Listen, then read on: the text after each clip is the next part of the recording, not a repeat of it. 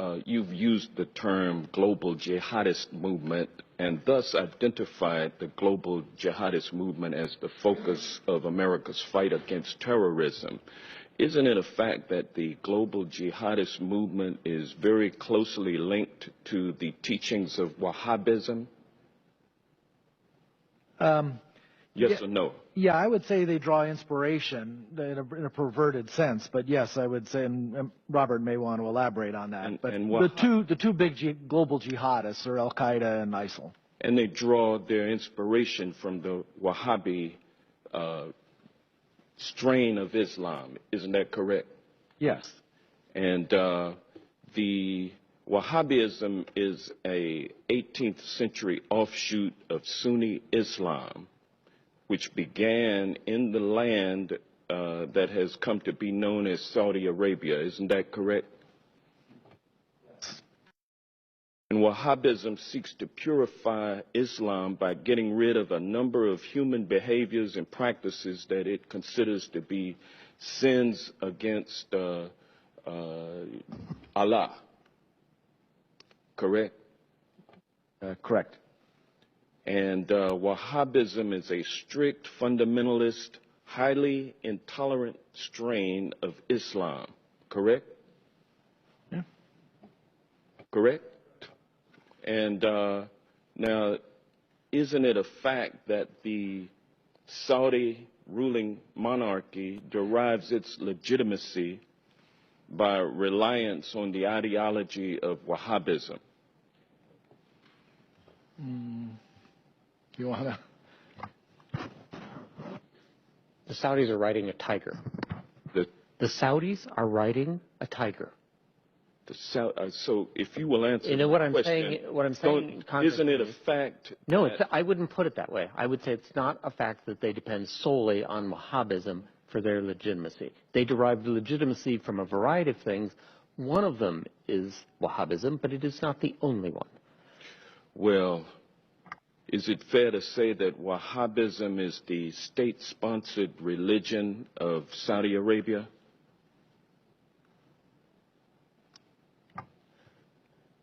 Yes, the Saudi government sanctions Wahhabi imams in their major mosques. Well, as a matter of fact, the Saudi monarchy promotes Wahhabism through official state-sponsored mosques and through religious schools known as madrasas all over the world. Isn't that correct? Yes. And isn't it true that the Saudi government, Wahhabism throughout the world, based on its oil and gas revenue? Absolutely, the government's revenues, directly or indirectly, help the proselytizing that you mentioned.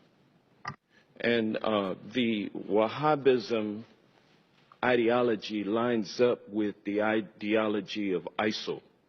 Isn't that correct? I would say no. For example, the Wahhabis in Saudi Arabia, the official ones, do not kill Shia. They persecute them.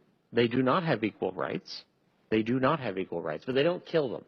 However, a Shia in Mosul or a Shia in Raqqa is liable to be killed. Well, yeah, but it's true, though, that the ideology of ISIL lines up with Wahhabism. I would say it's a starting point, and then the Islamic State has taken it several steps farther. Yes.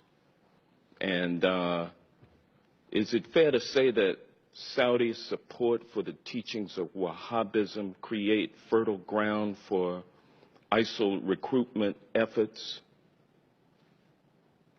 I think Saudi promotion of Wahhabism is absolutely a problem in terms of Islamic State recruitment.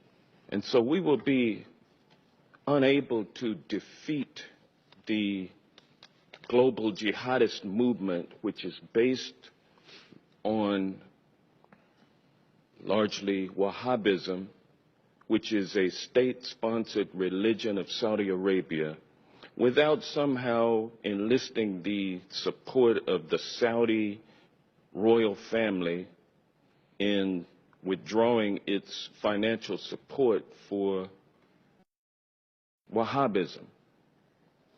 Is that a fair assessment? So in the discussion we had earlier about dealing with radicalization in the first place, this is what you're talking about, right? I think Saudi Arabia is a center of where that needs to take place. So there needs to be a discussion with the Saudis about their support for Wahhabism and how it should be treated and how they should think about it. So absolutely right. What was the latest amount of arms that we sold to Saudi Arabia? The latest shipment, I think it was, what, $100 million worth of arms? Well, there's support for the campaign in Yemen, but the arms sales that occur periodically are in the billions of dollars. Thank you.